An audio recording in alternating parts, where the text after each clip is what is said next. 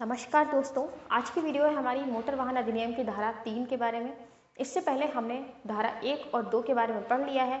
आज हम इस वीडियो में पढ़ने वाले हैं मोटर वाहन अधिनियम की धारा 3, 4 और 5 के बारे में। तो चलिए पहले देखते हैं धारा 3 क्या कहती है। तो मोटर वाहन अधिनियम 1988 की धारा 3 हमें बताती है चालन अनुज्ञप्ति की आवश्यकता। ये सेक्शन हमें बताती है चालन अनुज्ञप्ति की आवश्यकता। अनुज्ञप्ति होता क्या है, यानी कि डीएल जिसे आप इंग्लिश में कहते हैं, ड्राइविंग लाइसेंस। किसी व्यक्ति को गाड़ी चलाने के लिए ड्राइविंग लाइसेंस बहुत जरूरी है। ये टॉपिक जो है इससे काफ़ी क्वेश्चंस बच्चों बनते हैं, आपने एग्जामिनेशन में भी देखे होंगे और एग्जामिनेशन में तो आते ही हैं, आते रहेंगे। तो अगर आप कोई भी गाड़ी सड़क पर चलाते हैं तो आपको इस नियम के बारे में जानना बहुत ज़रूरी है। यदि आप एक कॉमन पर्सन हैं तब भी, अगर आप एक ट्रैफिक पुलिस हैं, अगर आप पुलिस हैं, तब तो आपके लिए ये जानना बहुत ही ज़रूरी हो जाता है कि यदि आप सड़क पर गाड़ी चला रहे हैं तो आपके लिए डीएल का होना, यानी कि ड्राइविंग लाइसेंस होना बहुत ज़रूरी है। तो दोस्तों इसके आगे हम जानते हैं मोटर वाहन अधिनियम की धारा 4 हमें क्या बताती है। तो धारा 4 हमें बताती है मोटर वाहन चलाने के संबंध में आयु सीमा। मोटर वाहन चलाने के लिए कितनी आयु सीमा होनी चाहिए और आप किस आयु में कौन सी गाड़ी चला सकते हैं। तो पॉइंट नंबर 1 हमें बताता है सार्वजनिक स्थान पर 18 वर्ष से कम आयु का व्यक्ति मोटरयान नहीं चला सकता। अगर आप 18 वर्ष से कम के हैं तो आप सार्वजनिक स्थान पर मोटर वाहन नहीं चला सकते। कोई भी व्यक्ति 50 सीसी क्षमता के ऊपर की मोटरसाइकिल नहीं चला सकता। आप 50 सीसी क्षमता के नीचे की ही मोटरसाइकिल चलाएं, उसके ऊपर की नहीं चला सकते।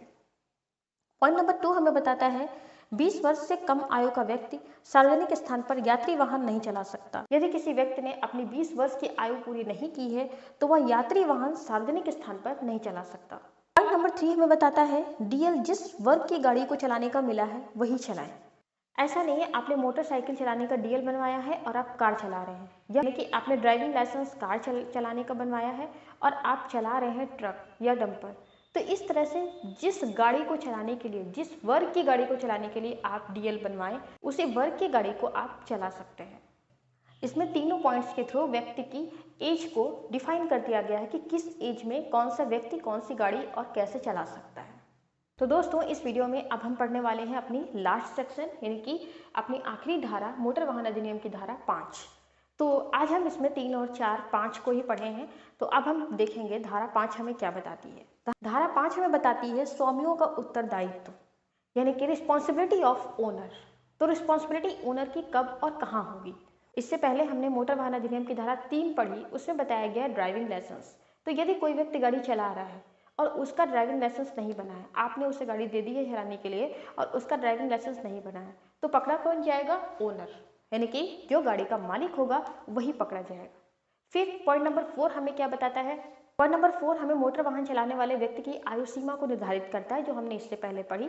तो यानी कि आयु सीमा उस व्यक्ति की नहीं है। आपने जैसे अपने बच्चे को गाड़ी चलाने के लिए दिया है, जिसकी एज 16 साल से कम है, वो 13 साल का है और वो गाड़ी चला रहा है। अगर वो मोटर व्हीकल एक्ट के तहत रोड पर पकड़ा जाता है तो वहां पर उसकी रिस्पॉन्सिबिलिटी किसकी होगी? जिसने उसे गाड़ी दी, यानी कि गाड़ी की ओनर की, माँ बाप की। वहां पर रिस्पॉन्सिबिलिटी किसकी होगी? जिसकी वो गाड़ी होगी, चाहे वो माँ बाप हो या कोई भी रिलेटिव हो या कोई भी हो।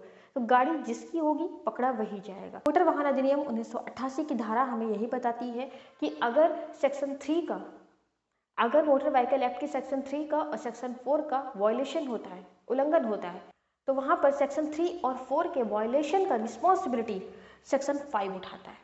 यानी कि सेक्शन 3 जो ड्राइविंग लाइसेंस की बात कर रहा है, अगर वहां पर वायलेशन हो रहा है, सेक्शन 3 के ड्राइविंग लाइसेंस का अगर उल्लंघन होता है तब भी इसकी रिस्पॉन्सिबिलिटी स्वामी पर आएगी। और अगर यहाँ पर आपने गलत आयु सीमा के व्यक्ति को गाड़ी चलाने के लिए दे दी है, यानी कि सेक्शन 4 के वायलेशन की भी रिस्पॉन्सिबिलिटी सेक्शन 5 यानी कि जो गाड़ी का स्वामी होगा उसके पर आएगी। तो दोस्तों ये हमने पढ़ी सेक्शन 3, 4 और 5 मोटर व्हीकल एक्ट 1988 के बारे में। तो दोस्तों ये वीडियो अच्छी लगी हो प्लीज़ लाइक करिएगा, कमेंट करके जरूर बताइएगा आपको वीडियो कैसी लगी। Thank you.